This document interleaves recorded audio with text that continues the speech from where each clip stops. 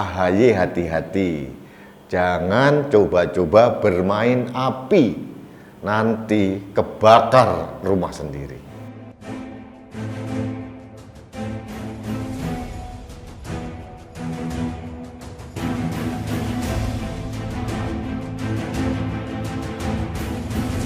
Yang kemudian menjadi gurita yang akhirnya sulit untuk diselesaikan. Nah, kalau 3 periode nggak pernah puas, Pak. Setelah itu berapa? 4 periode. Setelah itu dibuka kerannya. Setelah itu ujung-ujungnya apa? Seumur hidup. Dengan alasan kita kan masih hebat, masih kuat, masih diperlukan. Nah, kalau seperti itu, Pak, rasa-rasanya darah, keringat, air matanya para reformis, para pejuang-pejuang reformasi itu seperti tidak ada harganya. Karena kita kembali kepada masa-masa kelam sebelum terjadinya reformasi. Dan ini akan menjadi presiden buruk di dunia internasional. Saat ini kita justru harus menjadi contoh. Kalau enggak, nanti ini akan terjadi berulang-ulang. Semudah itu kekuasaan mengubah jalannya sejarah. Bukannya kita takut berkompetisi, enggak. Itu kan kompetisi juga. Tapi ya jangan gitu-gitu banget lah. Halo Sobat Indonesia, kita bertemu lagi dalam Opini Rudi. Sobat Indonesia, dengar dengan seksama video dari Ketua Umum Partai Demokrat Cabang Cikeas tadi, Agus Harimurti Yudhoyono. Saya nggak tahu referensinya dari mana gitu. Yang jelas tersirat dan tersurat apa yang disampaikan seolah-olah itu menyindir Presiden Jokowi. Bahwa seolah-olah Presiden Jokowi menginginkan 3 periode. Ini suatu hasutan yang menurut saya sangat kejam gitu loh. Saya mempunyai referensi yang kuat, mungkin sahabat Indonesia juga tahu bahwa Presiden Jokowi berulang kali mengatakan tidak berminat dan tidak berniat untuk 3 periode. Dan saya bersaksi, saya Rudi S. Kambri bersaksi, saya pun akan menolak keras dan menentang kalau ada amandemen Undang-Undang Dasar 1945 yang masa perpanjangan presiden ditambah menjadi 3 periode. Saya akan menentang keras. Kenapa saya menentang keras? Karena ini akan menjadi presiden buruk. Bahwa dengan segala pertimbangan begitu mudah kita mengutak-utik konstitusi kita. Itu tidak sehat.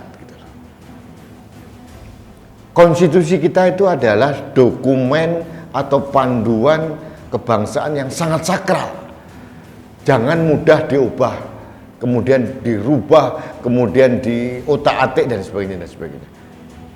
Perlu saya sampaikan, konstitusi kita setelah reformasi telah mengalami 4 kali amandemen. Nah, sekarang ada rencana dari MPR untuk amandemen yang kelima terkait dengan memasukkan pokok-pokok haluan negara seperti GBHN zaman dulu. Nah, kalau ini saya setuju. Tapi kalau nanti mengarah pada perpanjangan periodisasi jabatan presiden, saya akan menentang. Nah, terkait hal itu saya sependapat dengan Presiden Jokowi bahwa Presiden Jokowi pun juga menolak dengan keras. Bahkan beliau dulu pernah mengatakan orang yang menginisiasi Jokowi 3 periode ini seolah-olah menampar mukanya Presiden Jokowi. Ini saya garis bawahi dan saya ingat betul. Jadi sangat tidak beralasan kalau putra mahkota Demokrat cabang Cikeas itu menuduh Presiden Jokowi punya agenda ke arah sana. Sahabat Indonesia, mari kita telisik dengan lebih dalam. Siapa sebetulnya yang haus kekuasaan? Kita perbandingkan antara Jokowi dengan SBY. Nah, Presiden SBY itu adalah presiden 2 kali, tahun 2004 sampai 2014. Pada saat beliau turun takhta, saya berharap beliau mempunyai jiwa kenegarawanan seperti B.J. Habibie, kemudian seperti yang lain-lain lah, gitu ya. Tapi tidak, beliau tidak bersikap mandek pandito ratu, seperti begawan begitu. Tidak, yang terjadi beliau selalu membuat narasi dan ada keinginan untuk berkuasa kembali meskipun tidak melalui dirinya, tapi melalui putra mahkotanya. Artinya yang mempunyai keinginan untuk berkuasa bukan Presiden Jokowi, tapi keluarga JKS sendiri. Artinya apa? AHY ini sedang menelanjangi keluarga dia sendiri. Jadi sahabat Indonesia, seperti dalam pepatah, menepuk air terpercik muka sendiri. Ini yang dilakukan oleh AHY.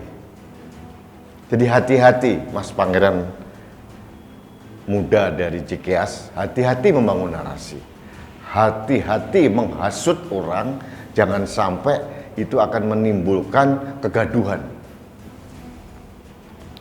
Dan ini tuduhan yang sangat serius, seolah-olah Presiden Jokowi menginginkan 3 periode. Saya orang pertama yang tidak setuju kalau Presiden Jokowi 3 periode. Karena apa? Di samping saya mempunyai pertimbangan pribadi, saya pun mengamplifikasi keinginan dan kehendak mulia dari Presiden Jokowi yang tidak berminat dan tidak berniat untuk memperpanjang masa jabatannya. Jadi sahabat Indonesia, sekarang kita tahu bagaimana gaya atau style perpolitikan Demokrat cabang Cikeas. Selalu membangun narasi yang menyudutkan pemerintah, kemudian menghasut, memfitnah. Hati-hati loh. Jadi nanti bumerang buat Anda sendiri, Mas Agus. Hati-hati. Rakyat tidak bodoh gitu. Jadi kalau ingin berkompetisi, silahkan berkompetisi. Nanti jurinya, penentunya adalah rakyat Indonesia.